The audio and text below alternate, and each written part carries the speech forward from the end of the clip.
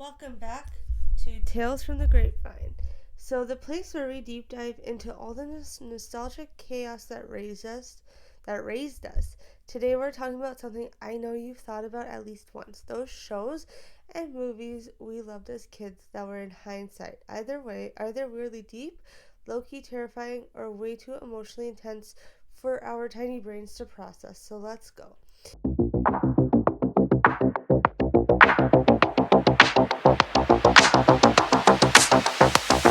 Number one, childhood shows that were low key deep.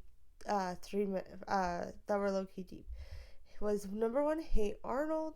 I got this off of a site, by the way. This is not my work. So for example, Hey Arnold was themes of poverty. Just so you know, I have not watched this show, so I'm just reading it out. Anyways, themes of poverty, urban loneliness, family issues, and mental health. Examples were Mr. Hyan's Lost Daughter episode, straight up emotional damage. The city setting made everything feel a little more real. That's sad, and I hope they straightened that out. Lost Daughter episode, so like she showed up one day. I'm curious. Okay, number two, Courage the Cowardly Dog. Literally horror for kids, but hidden behind cute animation, creepy villains like Return the Slab or the Floating Mask, often symbolic of deeper fears, abandonment, fear of the unknown. Courage was always protecting his ungrateful owners. Trauma much? Of course. The Adventure of Pete and Pete, quirky, surreal, and surprisingly existential. Themes of identity, growing pains, and nostalgia, and suburban weirdness. Very indie film vibes, not your average kids show. And number four, Sesame Street, but the sad stuff, the Mr. Hooper death episode, brutal. They actually explained the death to the kids, and it was so sincere and heartbreaking. Also, the whole "Don't Cross the Street" songs always felt too real. You know what show kind of creeps me out, and this is gonna be silly because it's not supposed to creep anyone out, is the comfy couch. It's a specific part where where Lunette goes to the Nana's basement under the bed. And I don't know why, but that scene, like she just, because I guess that's where Nanny keeps her food, but that scene creeps me out. Oh my goodness. Number one, this movie that scared us, but we're not supposed to. So we're kind of taking it to that now. So we're kind of taking it to like what movies scared us as kids. And number one, Coraline. It scared me. It made me sad because, she thought her parents abandoned her or totally different, but it had frightened me. So technically PG, emotionally nightmare fuel. The other mother with button eyes, the way she gradually morphs, the twisted version of a dream come true. It's a cautionary tale and horror drag. The soundtrack alone does still haunt people. I believe it. I couldn't finish it. It creeped me out so much, but it made me sad for the little girl because she just wanted her mom back.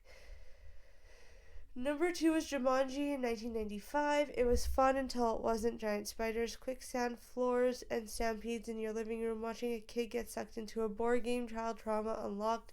Alan's whole "I grew up in jungle alone" arc was kind of tragic. So, for me, if you've seen the Witches with the Lizzie McGuire, it was a Casper movie, and the bad guys were after them. She had like, and you know how they have like that whole look where if you fall in, you're trapped into like hell basically, because it looks like all fiery, but you're like that swirly fire looking thing going into a hole. I don't know how to explain it.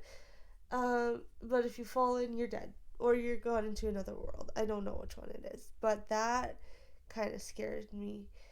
Or there was, and I can't remember this one movie, but this one scene, remember it clearly, is this guy was, and there was these witches, and this guy was like tied up to like kind of like a pig hog thing, where you put a pig over the fire. I don't know how that works, but like kind of like that over a fire. I don't remember the movie though. Oh, that freaked me out too, but I don't remember the movie. Anyways, number three, witches. So I never watched this one, but my boyfriend did, and it said the look creeped him out. The look of the witch, and you thought it was just a silly British witches. It was a full-on face-peeling transformation, turning children into mice. Angelica Houston's performance, iconic and terrifying. That movie made us distrust every woman with gloves and sunglasses. Same here, same here. So this one here, number four, Willy Wonka and the Chocolate Factory in 1971. So not the remake. Gene Wilder's Wonka, fever dream wrapped in existential dread. The boat tunnel scene still disturbing. Not too sure. I haven't watched this one. The morality tale disguised as Candyland fun. Every kid gets punished. Dramatically, you get nothing. You lose. Good day, sir. And internalized fear. So with that one, I can't speak so much for the Willy Wonka one, but I could speak for the Charlie Chocolate Factory one. That one, I could see how it would creep people out. The kids alone, some of them disturbed me of how greedy and rude they were in their behaviors. Um, the Oompa Loompas did not really creep me out, but the kid who got sucked up into that tube from going into that chocolate river, that gave me claustrophobia. Seriously. So it's wild how much of what we watched as kids was deeply psychological or subtly terrifying, and we just ate it up. Shows like Hey Arnold were teaching us about grief and resilience, while Courage was preparing us for lifelong anxiety. And don't even get me started on how Coraline shaped a generation of little goth kids. So now I want to hear from you. What show or movie messed you up as a kid or made you think about something way too grown up? So, message me or comment below what you think yours was. Mine was not horror or scary. It was sad and unexpected. And I think this was for a lot of kids was Bridge to Terabithia. That one, like I had like it felt like it shouldn't have been a kids movie. The ending or the closer to ending was just so sad. I couldn't do it. Or the Sisterhood of Traveling Pants with the girl who had cancer. That one was wickedly sad. Like like stop putting sad things in the movies, but I get it. They're life lessons. I don't know if the Traveling Pants was meant for kids, but I watched it. Grew up watching it. That's it for me. I hope you guys have an awesome rest of your day. We'll chat soon. Bye now.